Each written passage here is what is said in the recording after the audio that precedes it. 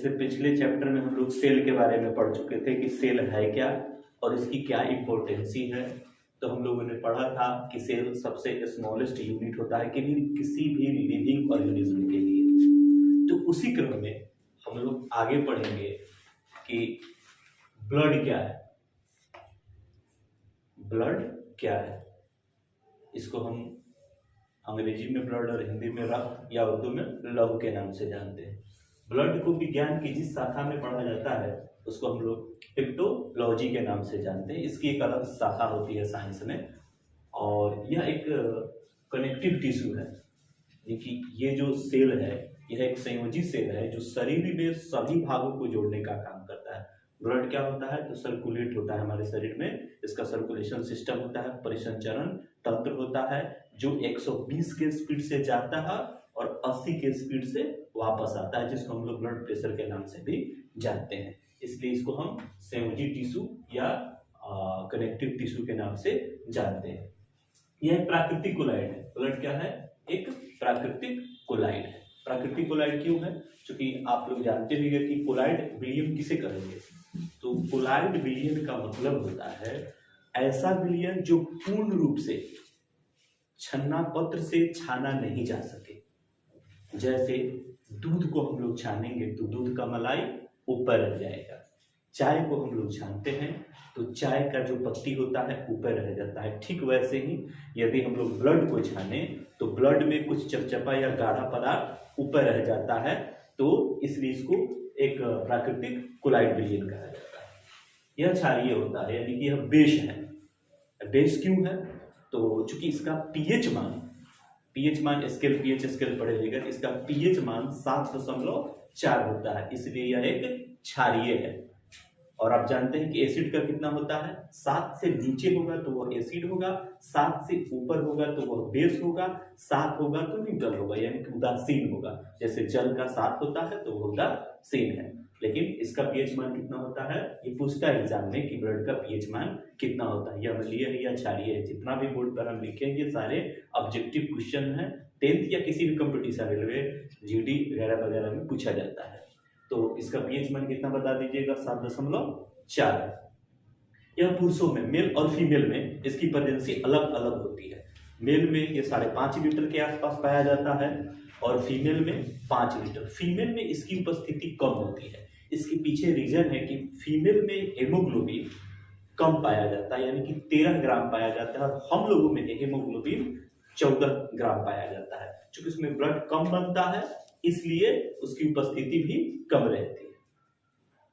इसका निर्माण कहाँ होता है, यानी कि हमारे शरीर में ब्लड शरीर के किस पार्ट में बनता है। जैसे आप लोग जानते होइएगा, हम लोग सेल चैप्टर में पढ़ चुके हैं, पढ़ाए भी हैं कि माइटोकॉन्ड्रिया को पावर हाउस कहा जाता है, क्योंकि वहां पे ऊर्जा का, एनर्जी का मतलब एनर्जी बनता है, ऊर्जा बनता है। लेकिन ब्लड का वहां नहीं बनता है। तो ब्लड कहाँ बनेगा, तो बोन नैरो में बनता है, यानी कि अस्थि मज्जा में इसका निर्माण होता है। और ये रहता कहाँ है, तो पीढ़ा में, या इसको हम स्पाइनल कह सकते हैं, जो पेट में होता है। और पेट में स्पाइनल में ये रहता है और बनता बोन नैरो में या अस्थि मज्जा में बनता है। रक्त परिसंचरण तंत्र, मैंने कहा कि यह 120 के स्पीड से जाता है, 80 की स्पीड आता है। इस रक्त परिसंचरण तंत्र की खोज किसने किया था, सबसे पहले विलियम हार्वे ने। पूछता है कि रक्त में कौन सा तत्व पाया जाता है, या कौन, तो रक्त में आपको लोहा पाया जाता है, आयरन की उपस्थिति रहती है। उसी आयरन के कारण जो मतलब शरीर में जो स्ट्रांगनेस आता है वो आयरन की प्रेजेंसी के कारण ही आता है। आयरन की कमी अगर शरीर में होगी तो एक बीमारी हो जाता है जिसे रक्त अल्पता कहते हैं। डॉक्टर के पास जाइएगा, ब्लड में जब कमी रहता है तो वो आयरन की गोली या फोलिक एसिड की गोली लिख देता है। इसी की कमी से रक्त अल्पता आ जाता है। ये तो हुआ ब्लड के बारे में ऑब्जेक्टिव टाइप का। अब इसको थोड़ा और डीपली हम लोग जानेंगे, ब्लड से थोड़ा और आगे चलेंगे। इसके पार्ट्स में, पूरे जो ब्लड हमारे शरीर में रहता है उसमें वो 2 भागों में बांटा गया है। एक में प्लाज्मा रहता है जिसकी उपस्थिति 60% के आसपास होती है। यहाँ ध्यान देंगे, ये 60%, हमारे टोटल ब्लड का 60% भाग प्लाज्मा रहता है, और 40% रुधिर राणु रहते हैं, यानी कि पार्टिकल्स रहते हैं, ब्लड पार्टिकल्स, जो इस प्लाज्मा के ऊपर तैरते रहते हैं। ये चाय छन्ना की जैसे चाय है, जैसे चीनी उनी डालते हैं तो ये ऊपर तैरता है, जस्ट लाइक आपको ब्लड जो रुधिराणु है वो भी ऊपर तैरते हुए नजर आते हैं। और ये प्लाज्मा इसके अंदर इसको डुबाए हुए रखता है, और ये ग्लूकोज को कैरी करता है। प्लाज्मा ग्लूकोज को शरीर में कैरी कराता है। इसमें फाइब्रोजेन नाम का, प्लाज्मा में फाइब्रोजेन नाम का एक प्रोटीन पाया जाता है जिसकी उपस्थिति के कारण ये पीला होता है। और इसी फाइब्रोजेन को निकालकर इस ब्लड को सीरम बनाकर हमारे बीमारियों की जांच की जाती है कि इसमें कौन सी बीमारी। फाइब्रोजेन को हटाया जाता है तो ये सीरम बन जाता है, और सीरम से, जैसे कोरोना वायरस की जांच आप सुनते होगा कि सीरम से किया जाता है, तो ये सीरम उसमें उपस्थित रहता है फाइब्रोजेन को हटा देने के बाद। बस इसमें इतना ही इंपॉर्टेंस इसकी रहती है। सबसे ज्यादा यहाँ हम लोग इसको थोड़ा सा रुधिराणु को विस्तार पूर्वक पढ़ेंगे, जो 40% रहता है जिसकी उपस्थिति। इसको रुधिराणु को 3 भागों में बांटा गया है। इसी में आपको आरबीसी के बारे में पढ़ना है, डब्ल्यूबीसी या प्लेटलेट्स। इस मतलब 40% जो रुधिराणु है इसको 3 पार्ट में बांटा गया। पहले को कहा गया आरबीसी, जिसका बायोलॉजिकल नाम एंथ्रोसाइट होता है, जिसका वैज्ञानिक नाम बायोलॉजिकल नाम एंथ्रोसाइट होता है। दूसरा होता है ल्यूकोसाइट, और तीसरा होता है थ्रोम्बोसाइट, प्लेटलेट्स या बीमाणु भी आप इसको कह सकते हैं। आरबीसी क्या है? तो इसको रेड ब्लड सेल के नाम से भी जाना जाता है। यह लाल रक्त कण होता है। पूछता है कि हेमोग्लोबिन मतलब लाल रक्त कण लाल क्यों दिखता है, या रक्त का रंग लाल क्यों दिखता है? क्योंकि इसमें हेमोग्लोबिन पाया जाता है, और हमारे ब्लड में सबसे ज्यादा उपस्थिति आरबीसी का रहता है, यानी कि टोटल ब्लड का 95% पार्ट्स आरबीसी का होता है। तो ये आरबीसी रहता है। इसको इसका पूछता है वैज्ञानिक, इसका बायोलॉजिकल नाम क्या हो गया? एंथ्रासाइट होता है। यह लाल रक्त का कण होता है, इसमें हेमोग्लोबिन उपस्थित रहता है। हेमोग्लोबिन की उपस्थिति के कारण यह लाल दिखता है। इसके अलावा ये और क्या काम करता है? तो ऑक्सीजन को कैरी आउट करता है। मतलब जब हम सांस लेते हैं तो हमारा फेफड़ा तो बिल्कुल खाली है, कम है, वहां पे जब भी हम सांस लेते हैं तो उसमें से ऑक्सीजन को वो कैरी करता है, ऑक्सीजन को कैच करता है और शरीर के सभी पार्टों में ले जाता है। तो ऑक्सीजन कैरी करने का काम कौन करता है? आपको ये आरबीसी रेड ब्लड कार्पेल करता है, और ऑक्सीजन को। और जैसे इसका आकार कैसा होता है? तो इसका आकार गोलाकार होता है और अंदर से चिपटा हुआ रहता है। इसका आकार गोलाकार होता है और अंदर से चिपटा हुआ रहता है। ये ऑक्सीजन कैरी करता है। जैसे जैसे हम लोग ऊपर जाते हैं वैसे वैसे इसका आकार बढ़ता जाता है। इसीलिए जब हम लोग पर्वत या पहाड़ पर चढ़ते हैं तो ब्लड सर्कुलेशन में आरबीसी की मात्रा बढ़ जाती है, और हमारा रक्त परिसंचरण तंत्र या नासिका में जो फेन पाया जाता है वो फट जाता है, रक्त स्त्राव होने लगता है। पुरुष में बताया था आरबीसी कितना रहता है? 14, और महिलाओं में 13 रहता है। इसीलिए महिला कोमल होती है और उसके जो शरीर का कंस्ट्रक्शन होता है वो थोड़ा सा मुलायम होता है, क्योंकि उसमें आरबीसी कम रहता है। इसकी आयु कितनी होती है? तो यह 120 दिन जीवित रहता है।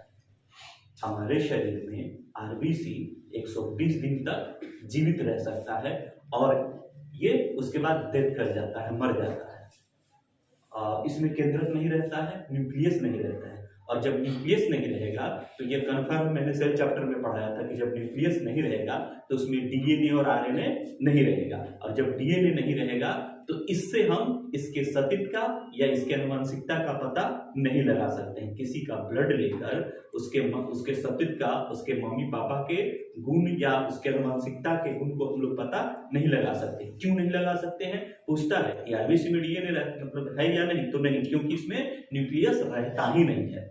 अब हमने कहा कि 120 दिन के बाद ये डेथ कर जाता है, मर जाता है। तो मर जाएगा तो पूरे रक्त परिसंचरण तंत्र में यह लाश इसकी तैरती रहेगी। यह सेल, डेड सेल कहाँ घूमता रहेगा, क्योंकि इसमें लाइसोसोम होता नहीं, और लाइसोसोम को क्या कहा जाता है? आत्महत्या की थैली कहा जाता है। तो लाइसोसोम नहीं होने के कारण इसका कब्रगाह हो जाता है स्पाइनल, क्योंकि बनता है स्पाइनल में है, और डेथ भी जब ये मरता है इसका सेल, डेड होता है, स्पाइनल उसको कैच करके रख लेता है कि तुम ये बनल बड़े इन्हें रहो, और उसमें वह रख लेता है। लाइसोसोम इसमें नहीं रहता है, इसलिए इसको आत्महत्या की थैली नहीं कहा जाता है। इसकी संख्या कितनी होती है? तो पूरे मतलब ब्लड में इसकी संख्या सबसे अधिक होती है, और ये लगभग 50 लाख के आसपास पाया जाता है हमारे ब्लड से। उसी तरह हम दूसरा देखेंगे डब्ल्यूबीसी। ये सारे ऑब्जेक्टिव क्वेश्चंस आपको आ जाएंगे। डब्ल्यूबीसी व्हाइट ब्लड सेल, इसको, इसका जो वैज्ञानिक नाम है, इसका जो बायोलॉजिकल नाम है वह है ल्यूकोसाइट। श्वेत रंग होता है, क्यों श्वेत रंग? क्योंकि इसमें आयरन उपस्थित नहीं, सॉरी इसमें हीमोग्लोबिन उपस्थित नहीं रहता है। यह क्या करता है? तो यह रोग रोधी क्षमता को बढ़ाता है। इसकी आयु कितनी दिन होती है? तो मात्र 4 दिन। और इसकी संख्या कितनी होती है? 10,000। और इसमें लाइसोसोम भी पाया जाता है और न्यूक्लियस भी पाया जाता है। यानी कि किसी के डीएनए का पता लगाना हो तो इससे हम लगा सकते हैं, क्योंकि इसमें न्यूक्लियस पाया जाता है। और ये जब डेथ करता है तो लाइसोसोम इसको भक्षण कर जाता है। लाइसोसोम खाने का काम करता है तो लाइसोसोम इसका भक्षण कर जाता है। और क्या करता है? तो ये सबसे ज्यादा इंपॉर्टेंस काम क्या करता है? इसमें एंटीबायोटिक पाया जाता है। एंटीबायोटिक का आप पढ़े हुए, एंटीबायोटिक का मतलब होता है रोग रोधी क्षमता को बढ़ाता है और रोगों से हमें लड़ने की ताकत प्रदान करता है। और इसमें ल्यूकोसाइट और मोनोसाइट 2 महत्वपूर्ण घटक भी पाए जाते हैं और ये तीनों मिलकर डब्ल्यूबीसी का निर्माण करते हैं। अब देखिए, एंटीबायोटिक का क्या काम है? तो जब हमारे शरीर के किसी भाग से, चाहे वो श्वसन प्रक्रिया हो या ब्लड से हो या भोजन के द्वारा, जब कोई कीट हानिकारक कीड़े मकोड़े शरीर में जाते हैं तो तुरंत एंटीबायोटिक ल्यूकोसाइट को इन्फॉर्म करते हैं कि हमारे शरीर में कोई अवांछित पदार्थ एंट्री किया है। ल्यूकोसाइट उसको तुरंत मार देता है, यानी कि यह टी आकार का होता है, इसको टी ल्यूकोसाइट भी कहते हैं। ये उसको मार देता है और मारने के बाद तुरंत एंटासाइड मोनोसाइट को जाके कहता है कि अब यहाँ डेथ कर गया एक कीड़ा। मान लो जैसे कोरोना हमारे शरीर में आया, तो कोरोना आया, किसको पहले देखा? कौन? एंटीबॉडीज। एंटीबॉडीज देखा और खबर किसको करेगा? ल्यूकोसाइट को करेगा। ल्यूकोसाइट क्या करेगा? ल्यूकोसाइट तुरंत जाएगा और देखेगा कि भाई कौन आया, और वो देखेगा कि कोरोना आ गया, वो उसको मार देगा। क्योंकि ये उसको प्रोटेक्ट करता है तो ये उसको मार देगा और मारने के बाद क्या करेगा? मोनोसाइट उसका भक्षण कर जाएगा। तो शरीर में होना, इसका ब्लड में होना, इसका बहुत ज्यादा महत्वपूर्ण है। और यही होता है कि जब हमें एचआईवी होता है या जिस मरीज को एचआईवी होगा उसमें होता है क्या है कि ल्यूकोसाइट उसका डेथ कर जाता है। जब ल्यूकोसाइट डेथ कर जाता है तो उसके शरीर में अब कोई अब ल्यूकोसाइट बन गया। अब कोरोना वायरस आया या कोई वायरस आया, मलेरिया का वायरस आया, एंटीबॉडीज क्या ल्यूकोसाइट को कहा कि ल्यूकोसाइट चलो वहां आ गया, ये जाता है, डेथ कर जाता है। क्यों डेथ कर जाता है? तो एचआईवी का जो वायरस होता है बहुत ज्यादा ताकतवर होता है और वो हमारे एंटीबॉडीज को लॉस्ट कर देता है, जिसके कारण आदमी मर जाता है। कैंसर में यही होता है। कैंसर में भी ल्यूकोसाइट में जो कैंसर होता है, ल्यूकोसाइटस कैंसर, उसमें भी यही होता है कि ल्यूकोसाइट उसका डेथ कर जाता है, तो सेल नहीं बन पाता है, डब्ल्यूबीसी नहीं रहता है और रोग रोधी क्षमता उसका घट जाता है। धन्यवाद। इसके आगे अगले दिन हम लोग प्लेटलेट्स या बीमारियों के बारे में पढ़ेंगे।